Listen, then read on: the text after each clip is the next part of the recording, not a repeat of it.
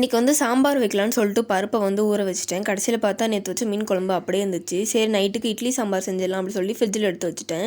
நல்லா ஊறின பருப்பு கூட வந்து ஒரு 1/4 கப் பாசி பருப்பு சேர்த்து அது கூட மஞ்சத்தூள், கொஞ்சம் பெருங்காயத்தூள், மிளகாத்தூள் போட்டு வச்சுட்டேன். அப்புறம் வந்து இந்த காய்கறியெல்லாம் சேர்த்துருந்தேன். கேரட்டு, உருளைக்கிழங்கு, கத்திரிக்காய், உங்களுக்கு என்னென்ன காய் வேணுமோ அந்த காய் எடுத்துக்கோங்க. எல்லாத்தையும் குட்டி குட்டியாக கட் பண்ணி போட்டு குக்கரில் வச்சு 6 விசில் விட்டு எடுத்துக்கோங்க. 6 விசில் விட்டு எடுக்கும்போது இப்படி தான் குழஞ்சி வெந்திருக்கும். அது கூட வந்து கொத்தமல்லி போட்டு நல்லா குழையல்னா மத்து வச்சு கடைஞ்சிக்கோங்க. அதுக்கப்புறம் அதை வந்து கொஞ்சம் தண்ணி எக்ஸ்ட்ரா ஊற்றி கொதிக்க வச்சிடணும். அப்புறம் தாளிக்கிறதுக்கு வந்து சின்ன வெங்காயம் சேர்த்துருக்கேன். சூப்பராக இருக்கும் சின்ன வெங்காயம் சேர்த்தா.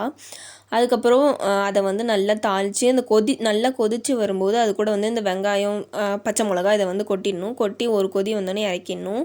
அதுக்கப்புறம் நல்லா பூ போல் இட்லியை சுட்டு வச்சு அதில் குழம்பு ஊற்றி சாப்பிட்டா அருமையாக இருக்கும்.